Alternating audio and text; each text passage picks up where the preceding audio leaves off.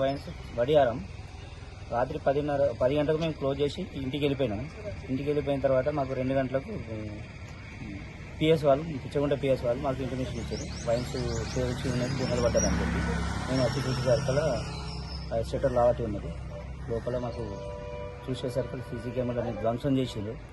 Plus మళ్ళీ ఒక 50 నుంచి 60 వేల మధ్యలో క్యాష్ ఉండే, క్యాష్ పోయింది. ఒక 50-60 వేల రూపాయల మద్యం కూడా పోయింది. దీనికి పోలీస్ వాళ్ళకు ప్లస్ ఎక్సైజ్ వాళ్ళకు మేము సమాచారం ఇచ్చినాం. దాన్ని వాళ్ళు దర్యాప్తు చేస్తున్నాం.